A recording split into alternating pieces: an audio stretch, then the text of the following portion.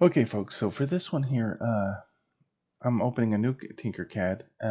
Hopefully you watched the number 2 on series circuit, so how to get here. And it's going to be very similar. We're just going to do parallel. So we're doing breadboard number 3, which is exactly the same as we did when we calculated those big tables. But now we're not calculating it. We're just going to measure it with a multimeter virtually. So let's get a breadboard. So I'm just going to type bread, and there's a small breadboard. Perfect. I don't need a big one. Oops. And you can zoom in by scrolling here. Let's get some resistors. Let's see if I can X out of here. I think the resistors are right here. So I need 3 of these. I'm doing number 1 here, and there's 1, 2, 3 resistors here. 5, 10, and 15. All right, so I could go ahead and put them in. Now, obviously, again, you do not want to put them like this because they are connected to themselves. See how these, and you can't connect them to themselves.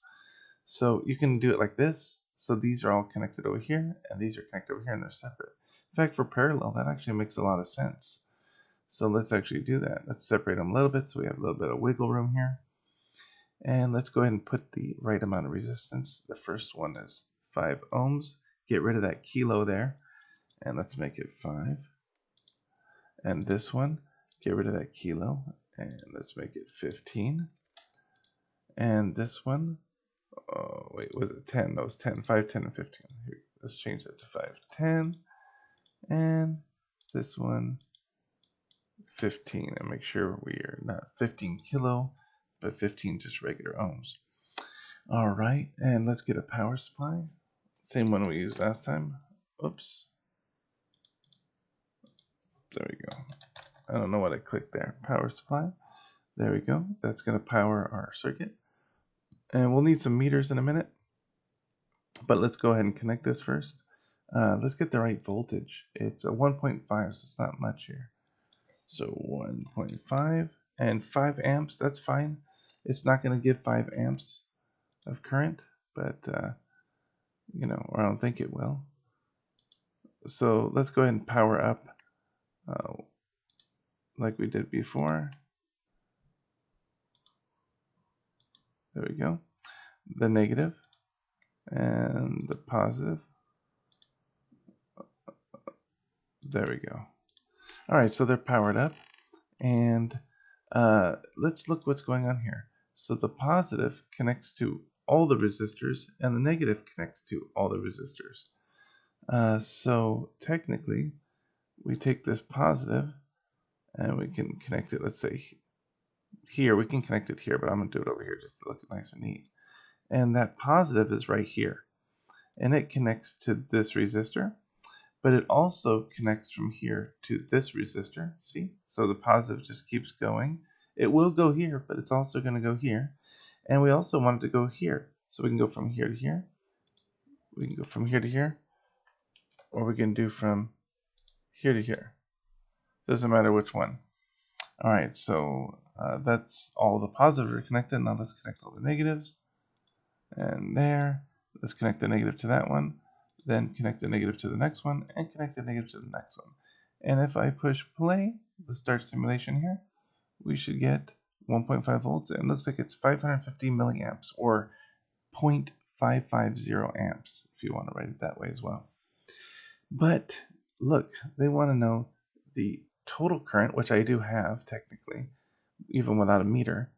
But they want to know the total voltage, which I already have. It's 1.5 volts, easy. But they want to know the current through each resistor. All right, well, that's going to be a bit tricky, but let's do it. Let's look for the multimeter. So go ahead and search here for, let's stop simulation. Doesn't let you do anything when it's running, I don't think. Multimeter, there it is. We're going to need 3 of these, 1 for each one. You could do a multimeter for the current coming out of here, but look, it says what they are. It says what it is, so we're good. All right, so we have to isolate each one of these, and that's going to be not tricky, but we just got to make the electricity that's going here only go through here. So let's do that. So somehow, and there's many ways to do this, but what I'm going to do is I'm going to break that free, and that was going from here to here. That was a negative. So I'm going to go from here to here to here to here. Actually, you know what? That's where the negative's going anyway. So look at, I'm going to save a bunch of time. The negative was here, so just go here. And where is it supposed to go?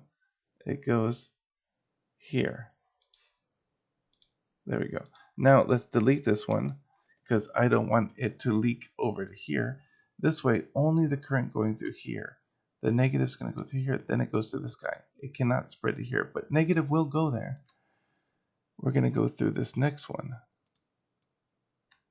Let's see if we can try to make this look nice and neat a little bit. And it'll come here. So the current is going, the negative is going to go in here still. Directly straight from the battery. The negative's going there, but it's just going to go through that machine first. Don't forget to switch these machines to amperage too. I don't want to forget to do that.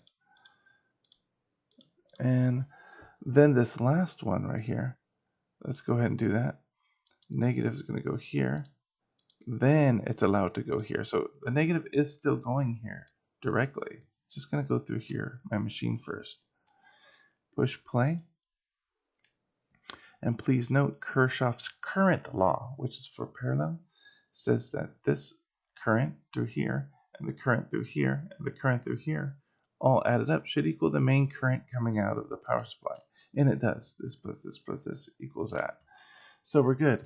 Take a screenshot, click the magnifying glass, type in snipping tool, like that. Snipping tool, click this.